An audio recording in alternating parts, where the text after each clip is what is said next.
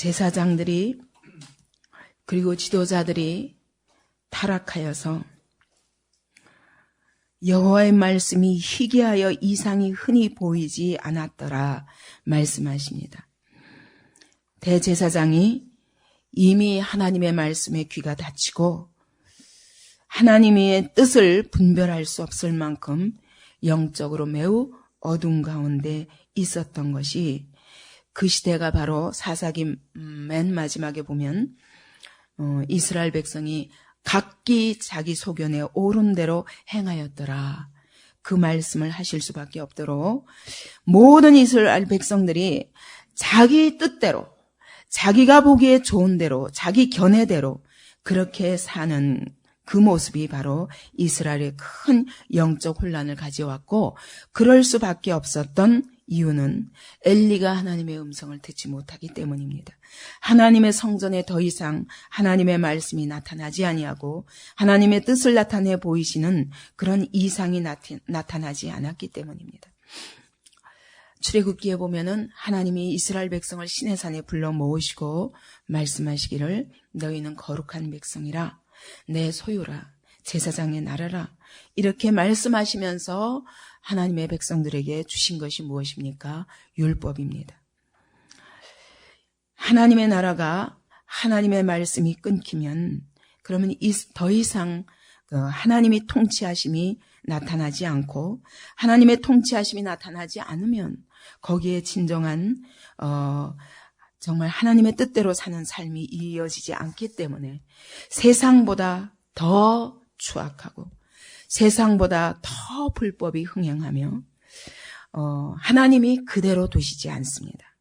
하나님의 백성은 하나님의 말씀으로 통치하시기 때문에 하나님의 백성인데, 하나님의 나라인데, 그때 바로 거룩한 백성이 될 수 있고, 그때 온 세상에 대해서 제사장 나라로 쓰임받을 수 있고, 정말 하나님의 소유된 백성으로서 하나님이 그 요구하시는 그런 높은 도덕적 수준과 영적 수준을 유지하며 온 세상에 빛과 소금이 될 수 있습니다. 그래서 가장 다윗이 이스라엘을 하나님의 뜻대로 통치할 때에 그때 하나님의 나라가 얼마나 흥왕했습니까?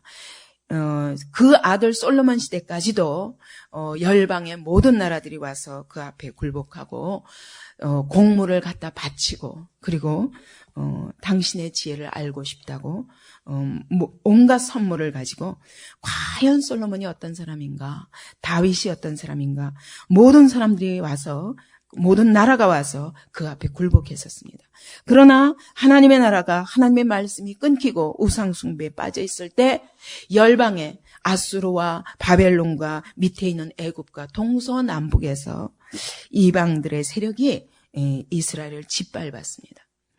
하나님의 말씀이 끊기고 하나님의 말씀대로 사는 삶이 끊기면 그러면 하나님의 나라는 더 이상 힘이 없습니다. 마찬가지로 한 개인에 있어서도 하나님이 그를 붙잡으시고 인도하실 때 가장 하나님이 영광스러운 생애로 이끄시고 하나님이 그 삶에 개입하셔서 정말 하나님이 요구하시는 그런 높은 수준만큼의 의를 이루도록 간섭하시지 않으면 우리 개인은 타락할 수밖에 없습니다. 지금 엘리와 아이 사무엘을 하나님이 오늘 본문에서는 비교하고 있습니다. 한 사람은 비록 아이입니다. 그 사무엘을 부르실 때 보니까 사무엘이 아직 여호와를 알지 못하고 그럽니다. 그 얘기는 아직은 사무엘이 하나님을 개인적으로 인격적으로 만나지 않은 때라는 것입니다. 그러나 하나님의 뜻이 사무엘에게 있고 엘리는 대제사장으로서 평생 동안 성전에서 봉사하고 살았지만 이미 하나님이 그와 함께 하시지 않는 모습을 봅니다. 하나님이 기뻐하시는 자리에 있고 하나님의 사랑을 받는 자리에 있고 하나님이 그에게 소망을 두고 그에게 뜻을 주는 자리에 있는 자가 복된 자입니다.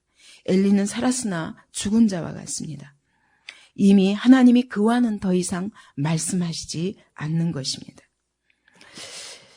하나님이 항상 일하시는 방법은 말씀을 통해서 일하십니다.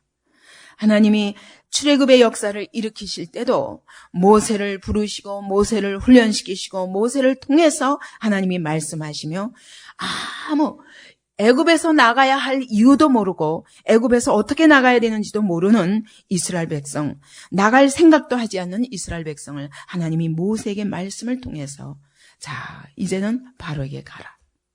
가서 이제는 어떻게 자기 백성을 내보내라고 말하라. 우리가 여기서 떠나서 광야로 가겠다고 말하라. 거기서 하나님을 섬기겠다고 말하라. 모세는 도저히 할 수 없었습니다. 그러나 호렙산에서 그를 만나시고 그에게 명령하시고 그리고 내가 너희를 가나안으로 인도하리라. 말씀하신 대로 바로에게 갔더니 하나님이 기적과 이사를 나타내시고 이제는 한 가지 재앙을 내려도 또 보내지 않으면 하나님이 모세에게 이번에는 어떻게 하라. 그 다음에는 어떻게 하라. 10번의 재앙을 모세에게 말씀을 주시면서 인도하십니다. 마지막 재앙 때 이스라엘에게 자 어린 양을 죽여서 그 피를 문설주에 발라라. 거기서 시키는 대로 했습니다. 어떻게 그 다음이 어떻게 되는지 아무 계획도 모르는 채로 하나님이 말씀하시면 그대로 순종하고 그럴 때마다 하나님께서 길을 여셨습니다. 홍해 막다른 골목 앞에 놓였을 때 온 이스라엘이 뒤집어져서 왜 여기로 우리 인도해서 우리를 여기다가 매장지를 삼으려 하느냐. 그러고 원망할 때에 모세도 어찌할 바를 몰라서 하나님 앞에 엎드리기만 하면 하나님이 이제는 지팡이를 대고 홍해를 가르라 말씀하시면 지팡이를 말씀하신 대로 대기만 하면 홍해가 갈라졌습니다. 하나님이 말씀하시고 일하시고 말씀하시고 일하시고 이것이 하나님의 방법입니다. 또 시내산에 올라갔더니 하나님께서 모세에게 하나님의 법을 주십니다.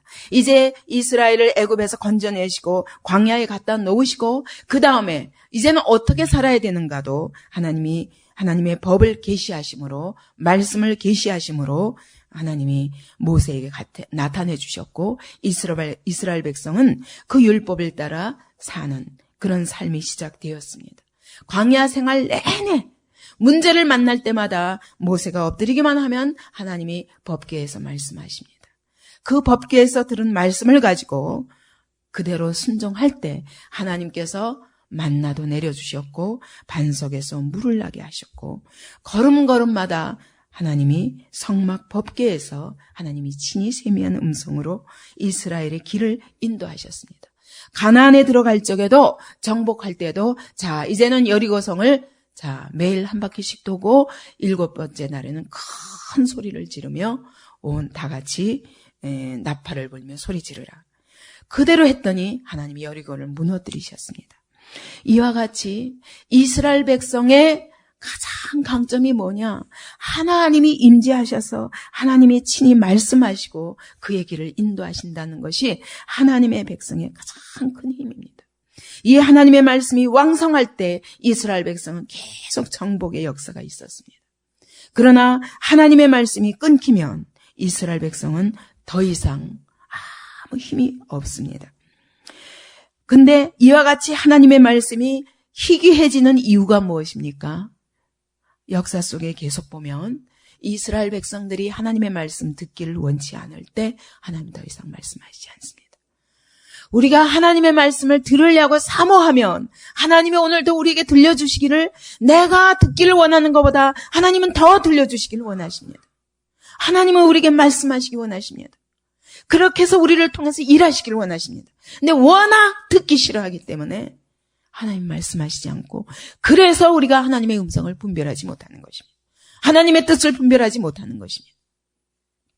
오늘 엘리가 왜 하나님의 말씀이 끊겼나? 하나님이 그에게 들려주기 싫어서가 아니라 그가 더 이상 듣는 데 관심이 없고 이스라엘 백성이 더 이상 듣는 데 관심이 없었기 때문에 하나님 말씀하시지 않는 것입니다.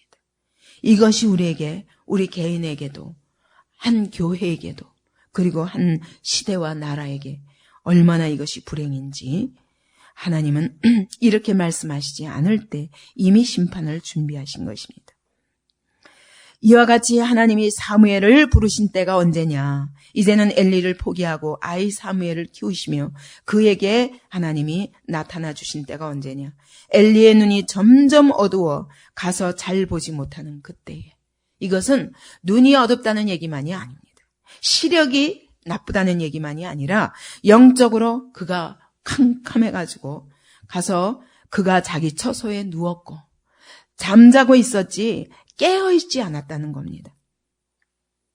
우리가 이와 같이 영적으로 눈이 어둡고 무감각하여서 하나님의 말씀 듣기를 사모하지 아니하고 잠자기를 즐길 때 그때 하나님은 더 이상 말씀하시지 않는 것입니다. 다른 사람에게 말씀하십니다.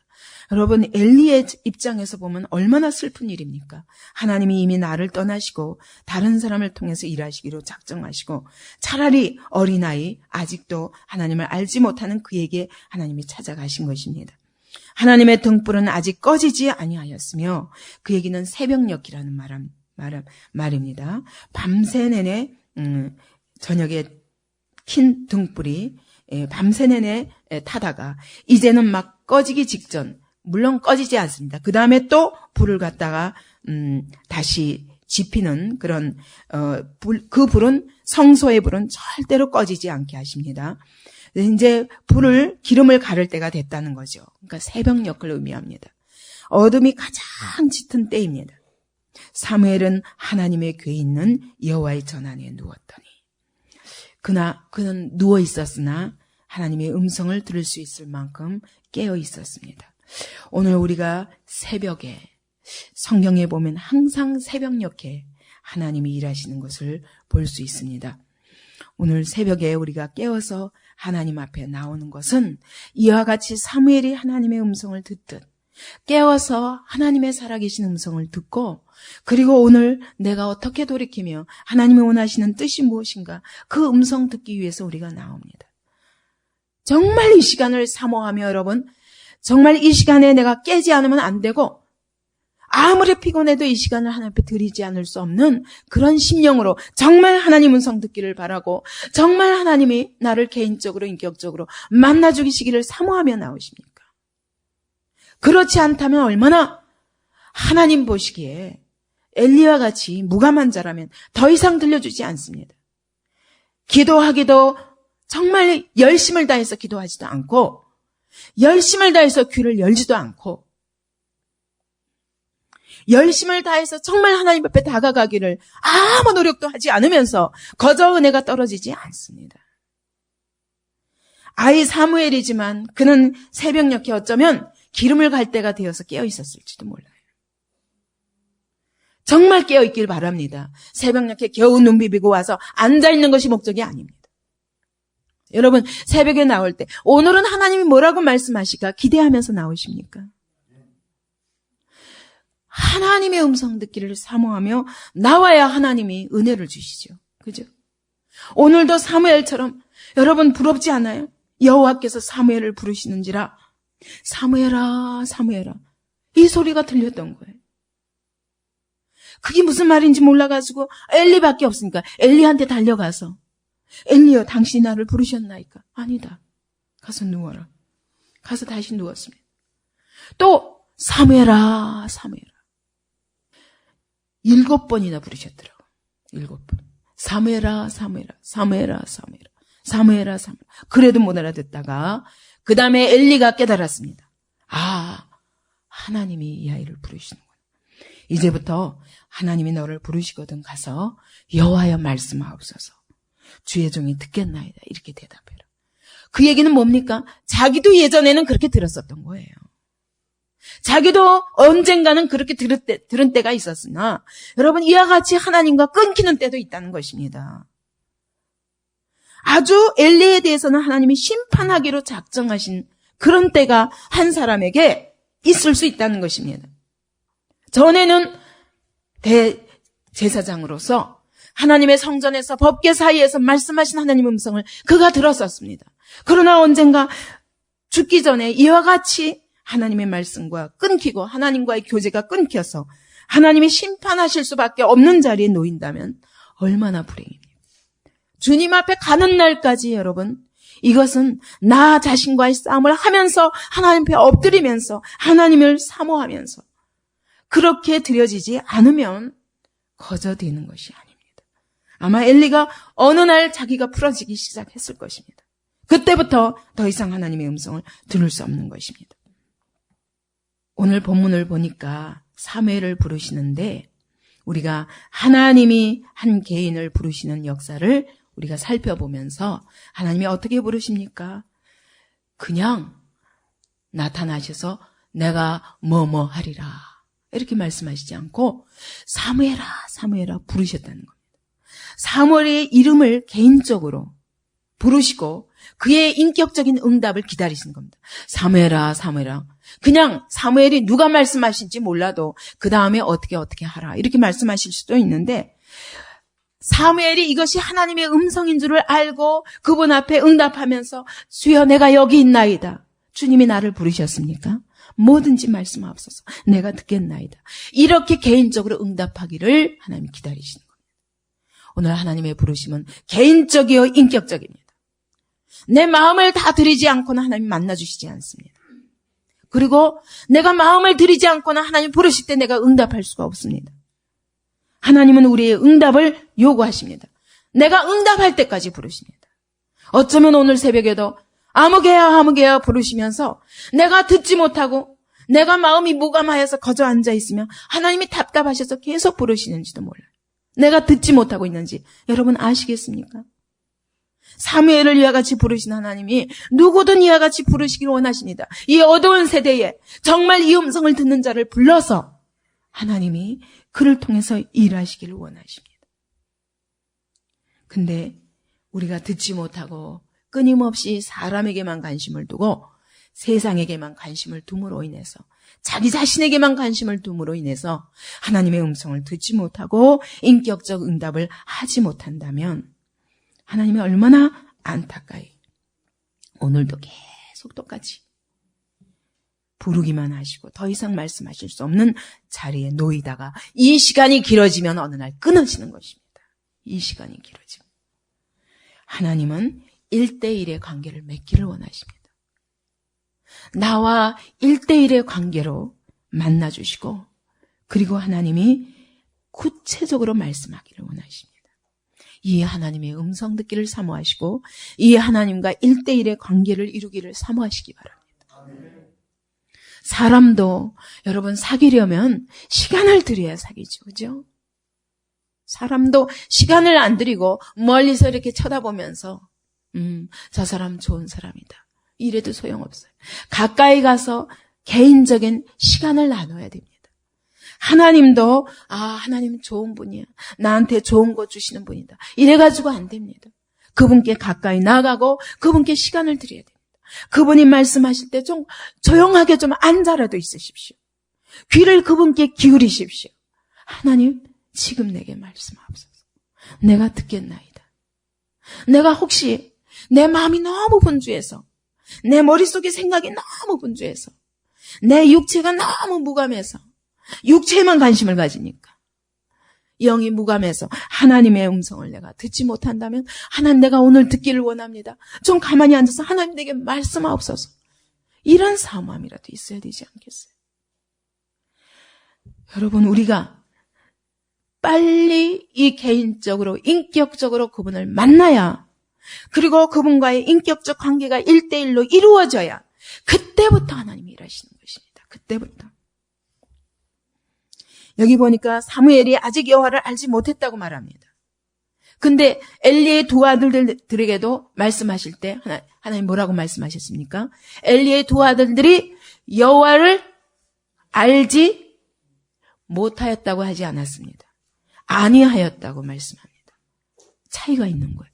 똑같이 하나님을 모르는데 엘리의 아들들은 여호와를 알지 아니하였다고 말씀하십니다. 근데 사무엘은 여호와를 알지 못했다고 말씀하십니다. 차이가 있습니다. 하나님 몰라도. 한 사람은 무엇입니까? 엘리의 두 아들들은 무엇입니까? 하나님보다 죄를 더 사랑함으로 하나님보다 자기 육체를 더 사랑함으로 하나님을 알기를 원치 아니하였다는 것입니다. 그의 관심이 하나님께 있지 않았다는 것을 의미합니다. 그에게 하나님 만나주실 수 없습니다. 그러나 사무엘은 아직 여호와를 알지 못했다. 그 말은 사무엘은 여호와를 알기를 사모했으나 그러나 알지 못한 것입니다. 아직 개인적으로 인격적으로 만나지 못했습니다. 엘리가 그를 영적 아들 삼아서 이미 2-3살 때 온 것을 받아서 그 엘리가 키운 것입니다. 그 키울 때 그가 분명히 어려서부터 세마포를 입었다는 것을 보면 율법을 가르쳐 주었고 성막을 섬기는 법을 엘리가 다 가르쳐 줬습니다. 그것은 알고 열심히 섬겼지만 그러나 아직 주님과 1대1의 관계로 인격적으로 개인적으로 만나지 못했다는 것을 의미합니다. 여러분, 오늘 엘리의 두 아들들의 자리에 있습니까? 아니면 사무엘의 자리에 있습니까? 내가 아직 알지 못했지만 그러나 알기를 사모합니까? 아니면 알기를 원치 않습니까? 죄가 더 내게 가깝고 그리고 자기 자신에게 더 집착하여서 하나님을 아는데 혹시 관심을 두지 않는 자리에 있다면 하나님이 만나주시지 않습니다. 사무엘의 자리에 있어서 여러분 사모하시기 바랍니다. 비록 아직은 알지 못했지만 그러나 주님 알기를 사모하며 이 새벽녘에도 깨어서 여기 보니까 그가 어디 있었습니까? 사무엘은 하나님의 궤에 있는 여호와의 전 안에 누웠다. 궤가 있는 여호와의 전 안에 누웠다는 거 보면 혹시 법궤 옆에 누웠는지도 모르겠습니다. 물론 제사장이 대제사장이 아니니까 분명히 그게 아닐 것 같은데 어쨌든 그는 하나님의 궤에서 들려지는 음성을 들을 수 있을 만큼 혹시 지성소 안에 들어가 있지 않은데도 불구하고 그가 음성을 들었다면 얼마나 밝은 것입니까? 영적으로 얼마나 깨어있는 것입니까? 여호와께서 이와 같이 사무엘을 1대1로 관계를 맺기를 원하시고 그때까지는 여호와를 아는 것이 아니라고 말씀하시는 겁니다. 여러분이 1대1로 그분과 개인적으로 인격적으로 만나지 않으면 아직 하나님을 모르는 것입니다. 교회 안에 수십 년 다녀도 아직 여호와를 알지 못하는 것입니다. 그것으로 인하여 내 삶에 놀라운 하나님의 역사가 안 일어나는 것입니다. 이 새벽에 이 하나님을 만나기를 사모하시기 바랍니다. 정말 1대1로 개인적으로 인격적으로 그분의 음성 듣기를 사모하시기 바랍니다. 여호와께서 사무엘에게 이르시되 보라 내가 이스라엘 중에 한 일을 행하리니 하나님의 부르심은 반드시 사무엘아 사무엘아 내가 너를 사랑한다. 이걸로 끝나지 않습니다. 하나님 반드시 부르실 때 사명을 동반하십니다. 하나님의 부르심은 반드시 사명을 동반합니다. 하나님은 부르실 때 우리에게 하나님 앞에서 해야 할 일이 있기 때문에 부르신 것입니다. 사무엘에게 말씀하시기를 보라 내가 이스라엘 중에 한 일을 행하리니 그것을 듣는 자마다 두 귀가 울리리라. 두 귀가 울린다는 건 귀가 얼얼하도록 하나님의 음성을 듣고 너무너무 두려워하는 상태에 놓이게 되리라. 그 말씀입니다. 하나님이 하실 일을 이제부터 하실 일에 대하여 사무엘에게 말씀하십니다. 내가 엘리의 집에 대하여 말한 것을 처음부터 끝까지 그날에 그에게 다 이루리라. 어린 사무엘에게 엘리에 대해서 말씀하시는 겁니다. 내가 그 집을 영영토록 심판하겠고 그에게 이른 것은 그의 아는 죄악을 인함이니 이미 하나님의 사람 어떤 사람을 통해서 엘리에게 말씀하셨었습니다. 내가 심판하리라. 그의 아는 죄악을 인함이니 그도 안다는 거예요. 여러분 죄악을 알면 돌이키기 위해서 몸부림치며 하나님 앞에 나가야지. 아는데도 여전히 죽어있는 겁니다. 얼마나 하나님 보시기에 오랫동안 기다리셨기 때문에 하나님께서 더 이상 지체할 수 없다고 말씀하시는 겁니다. 그가 자기 아들들이 저주를 자청하되 금하지 아니하였음이니라. 저주를 자청했다고 그랬어요. 저주를 자청했다. 아비의 말도 듣지 않고 스스로 저주를 자청했지 하나님이 저주하신 것이 아니라 자신이 하나님으로부터 끊어짐으로 스스로 저주를 자청했다고 말씀하십니다. 아들이 이런 저주를 자청하는 모습을 보면서도 금하지 아니하는 그 일로 인하여서 내가 그 집을 심판하리라. 두려운 것입니다. 하나님이 오랫동안 기다리셨습니다. 하나님이 하나님의 사람을 통해서 엘리에게 이미 경고하셨습니다. 그런데도 여전히 잠만 자는 거예요. 그런데도 하나님의 음성 듣기를 사모하지 않는 것입니다. 어떻게 하면 이 아들들을 하나님 앞에서 이걸 꺾고 하나님 앞에 엎드리게 할까 고민하지 않는 것입니다. 안 들으니까 할 수 없는 것입니다. 포기해버린 것입니다. 그러므로 내가 엘리의 집에 대하여 맹세하기를 엘리의 집의 죄악은 재물이나 예물로나 영영이 속함을 얻지 못하리라 하였노라. 이제는 재물 가져와도 소용없다는 겁니다. 하나님은 절대로 심판하시는 것도 미리 말씀하시지 않고 심판하시는 적이 없습니다. 먼저 말씀하시고 그 다음에 행하십니다. 분명히 사무엘 개인에게 하나님이 개인적으로 인격적으로 만나주시고 그에게 1대1의 관계를 맺으시며 하나님의 음성을 들려주시고 하나님의 계획을 알려주시고 거기로 끝나지 않고 하나님은 가서 엘리에게 전하라는 겁니다. 사무엘로서 생각해 보세요. 이게 기가 막힌 일이죠. 아니 나를 이제까지 키워온 그 영적 아버지에게 가서 심판을 선포하라는 것입니다. 무서운 심판입니다. 엘리의 입술을 통해서 전하는 심판이 사무엘의 입술을 통해서 엘리에게 전해야 되는 이 심판이 온 그 집안에 대대로 이제는 젊은 자가 나지 아니하고 다 젊어서 죽으리라. 이런 무서운 심판을 전해야 되는 것이 결단코 사무엘에게 하기 어려운 일이요 하기 싫은 일일 것입니다. 하나님의 부르심은 이와 같이 우리 개인에게 축복이지만 그러나 그 사명이 고난이 될 수 있습니다. 실제로 고난이 될 수밖에 없습니다. 엘리와 그 집안에 대한 심판인 이유는 자녀 교육에 실패한 것이었습니다. 이것으로 인하여 내가 너를 심판하리라. 이것이 사무엘이 전해야 할 첫 번째 메시지였습니다. 우리가 하나님의 말씀을 전할 때 결단코 사람이 듣기 좋은 말로만 할 수가 없습니다. 그것이 전하는 사람에게도 얼마나 고통인지 몰라요. 그러나 하나님의 교회를 끌어가실 때 그렇게 전할 수밖에 없게 하시기 때문에 전하는 것입니다. 그것이 하나님 말씀을 전하는 자의 사명 감당하는 자세입니다. 사무엘은 이때부터 말씀의 종으로 하나님 앞에 드려지게 됩니다. 하나님이 그를 말씀의 종으로 부르셨습니다. 이제는 뭐든지 하나님의 음성을 들려주시는 대로 백성에게 가서 전해야 했습니다. 듣는 사람이 어떻게 듣든 상관없습니다. 하나님의 뜻을 전하는 것이 말씀의 종의 사명입니다. 그러므로 반드시 고난이 따를 수밖에 없습니다. 핍박이 따를 수밖에 없습니다. 많은 듣기 싫어하는 자들에 의해서 비난을 받을 수밖에 없습니다. 그러나 하나님의 말씀을 전하는 자가 고난을 각오하지 않으면 안 된다고 성경은 말씀하십니다. 아무든지 나를 따르려거든 자기를 부인하고 자기 십자가를 지고 나를 좇을 것이니라. 무릇 살고자 하는 자는 죽을 것이요 죽고자 하는 자가 살리라. 이것이 바로 말씀을 받은 하나님의 종의 사명입니다. 살고자 하면 죽고 죽고자 할 때 사는 것입니다. 정말 하나님이 함께 하시고 동행하시며 그를 통해서 일하시고자 하시는 자는 날마다 죽고자 하지 않으면 절대로 하나님의 사명을 감당할 수 없습니다. 아직도 우리가 살고자 하기 때문에 하나님의 음성을 듣지 못하고 하나님의 일하심을 보지 못하고 내 생애에 하나님의 이런 영광스러운 역사가 나타나지 않습니다.